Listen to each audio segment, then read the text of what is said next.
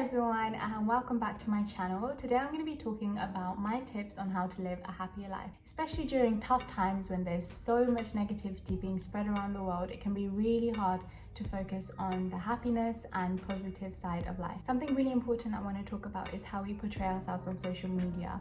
Often people post this the best sides of their lives, and that's completely fine and okay, but it can put a lot of pressure on the world to live up to that life and constantly be happy all the time, when deep inside we might not feel that way. And this is something that's changing as people are becoming more open and honest, and we're definitely heading in the right direction. Another little disclaimer is that these 5 tips are very personal to my life, and I have my degree in psychology, which led me to being really interested in how my mind works and how to get the best out of life. I read a lot of self-development books, and most of my life choices and experiences have impacted me when it comes to thinking about what makes me happy. I will always encourage you to reach out to people and talk to them, because that's the best way to understand yourself. I want my platform to be a really positive place where you can learn things and grow and improve yourself, but that doesn't mean you have to do it on your own. Take care of yourself and give yourself the love, attention and happiness that you deserve. My first point is stepping away from the world and closer to yourself. Taking a break from social media and your phone is a really amazing way to start this off. I know it can be really hard and you don't have to do it for a full day, but it's very refreshing when you do it. When I chose to do this, it was because I realized my screen time for Instagram was 2.5 hours every day. When I'm spending it mindlessly scrolling through things that are not improving my life, I feel like it's a waste of time. So for the whole weekend, I disconnected and I deleted all of my social media apps. I still stayed on my phone because I live away from my family and I like to keep in touch with them as much as I can. Then when I downloaded it again, I was so much more aware of the unnecessary things that I was following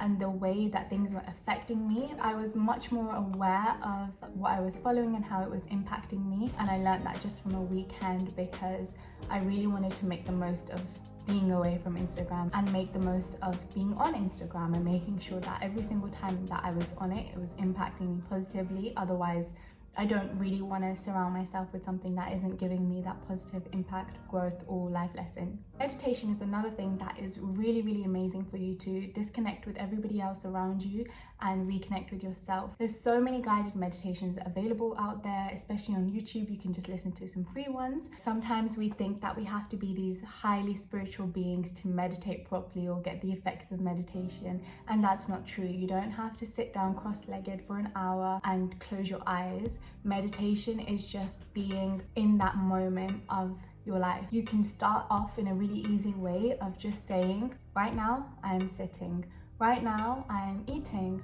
right now I'm driving, and just say these things to yourselves every day, and you'll become more connected with that moment, and then you'll be able to keep your focus for a longer period of time. And again, that being said, if you're not able to keep your focus for a longer period of time, doesn't mean you're bad at meditation, because that doesn't exist.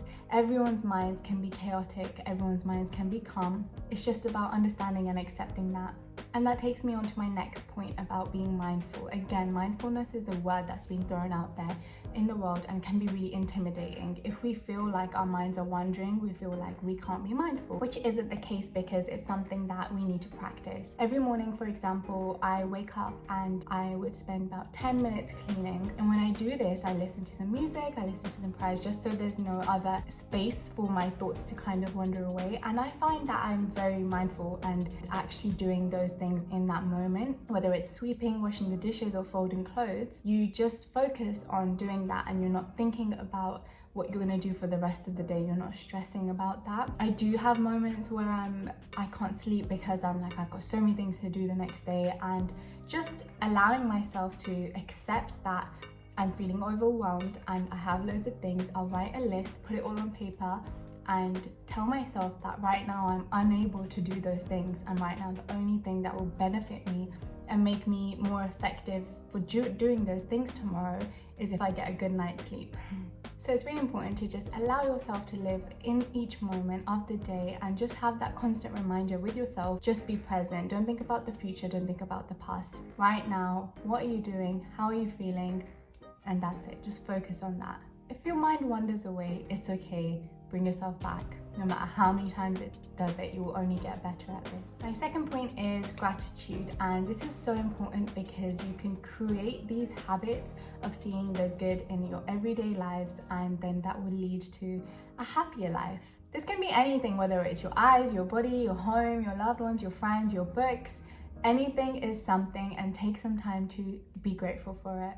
It can be really hard to do, but this is why disconnecting can help. When you're away from people, you're in control of how you want to see the world. You're in control of saying, okay, this might not be the best, but I'm still grateful that I have food on my plate. You might say, this might not be the best job, but I'm grateful that I have a job. Whereas when you're surrounded with people, they can often focus on the negative side of work and put all that negativity in your body, and this is why it's important to take a step back from them and connect with yourself and tell yourself that, like, even if you have a job that you're not happy in, be grateful that you are still in a position to have a job, or you're in a position where you can start looking at other places or doing some extra qualifications that will help you in the future to get your dream job. I do understand that when we live in a very hectic world, we can be seen as unrealistic or naive to always focus on the positive. And I'm not saying that we should ignore the negative. I'm saying that it's really important to give yourself the love and attention and happiness, then you can share it with the world. But it's really important to be full of love and happiness before we share it to the world. As human beings and as someone who's quite empathic, anything around the world affects me. But I have to take a moment and say that I'm genuinely not in a position to help the people that I want to help, and being grateful for learning that and being grateful for being able to grow into somebody who might be able to help them is something that kind of keeps me going, rather than saying, okay, everything's really bad, the world is really bad, well, I can't do anything about it, so what's the point?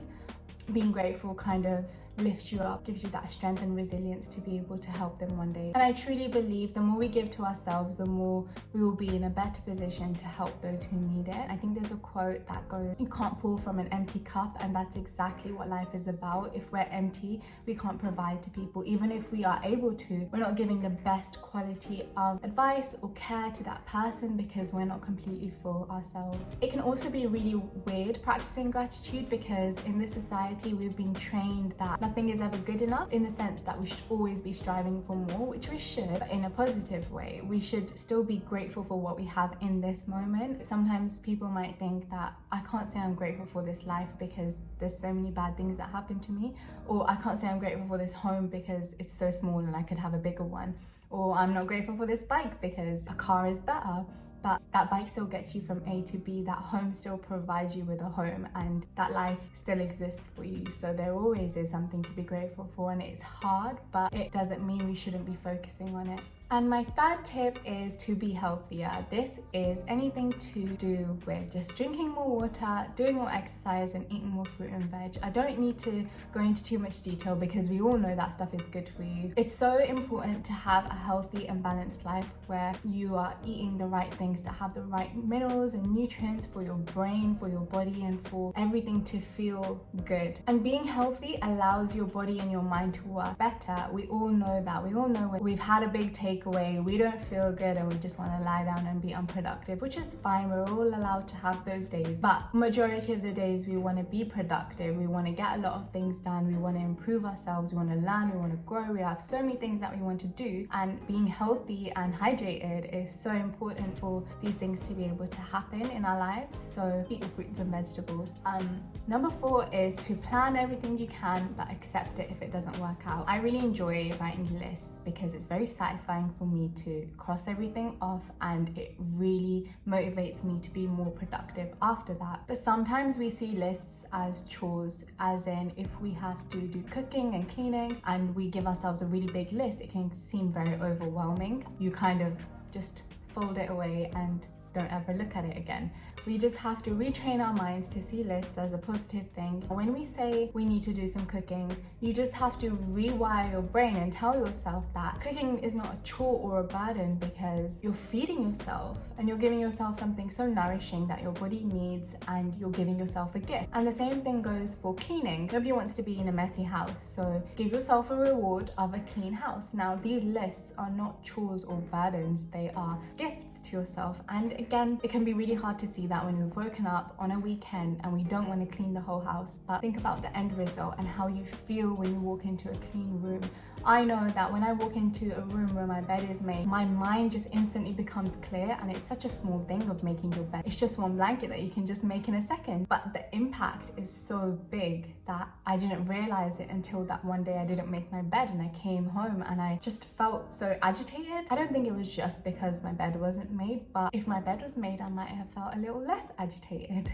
It's really important again to see the positive sides of all of the lists that we do and create that motivation within us, because we're really lucky to be able to go to the gym and work out. We're really lucky to learn something new online and have so much access to so many resources and improve and grow our knowledge on so many things. Right now we're working from home, so I have so many more opportunities to do yoga and stretching and working out. I'm practicing to learn how to do the splits, so you can follow me on Instagram to see my progress. And I also understand that people don't have the time to do these things. They have families and work overtime. It can be very difficult to say, oh yeah, I want to learn a new language, when you genuinely only have 1 hour a day. If we don't start making a small change in our lives and we are stuck in the same cycle, in the same routine, if we don't make any changes, we'll be stuck in the cycle forever, and it will only get harder to come out. Some people are happy with their routine, but you can still make that time for self-love and self-care and improvement, which doesn't mean you need to give yourself 6 hours a day to learn a new language. Even 5 minutes a day to learn one new word of that language is still something so amazing, and something that we should be having in the back of our minds too. Number 5 is clearing out your space. Now, this could be your physical space or your social space. It can be really hard to say no, and we want to be giving, we want to be kind, we want to be there for people, but again, like I said, we have to focus on ourselves, and if we're not 100%, we can't provide for other people. Learn to say no. If you'd like to see another video on that, let me know in the comments below. You can make the decision to take yourself out of uncomfortable places if you don't want to be there, and this doesn't have to be physically leave the room, because sometimes that's quite impossible to do. If you don't have a choice to be in a certain group that you might not want to be with, you still have the choice to take something positive out of it. You can take this time to learn more about yourself. Learn about why you might be reacting in that way.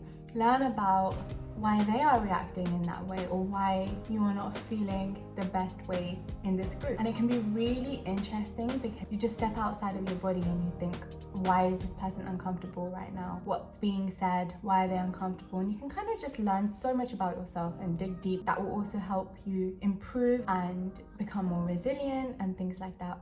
And when there's negative talk going on, it can be really hard to not let it affect you. But once you start to practice this, it will become easier. And at one point, it won't even affect you anymore. Because the things that impacted me when I was younger don't even bother me for 1 second anymore. Whereas at that point, they were the worst things going on. This doesn't mean that nothing impacts me now. These things are just different. So I'm learning. So there have been many times where I've been hurt or upset for long periods of time. And a few weeks or days later, I'll realize why I was feeling that way. And I promise you that I'm definitely so grateful for those experiences in particular, because after a few days of something happening, I'll learn the biggest life lesson ever, and I'll be so satisfied with myself that I was able to learn something from this, and then I'll tell the whole world about it. And it's not that I experienced something, a few days later I learned a lesson, then I never do it again. I will repeat them. I will still feel the same for quite a while, depending on what it is. Okay guys, I'm going to wrap up this video. I would love to keep talking about happiness and positivity with you all. Don't forget to subscribe to my channel and leave a comment on anything else you'd like me to talk about. Thank you. Okay, bless you, my love.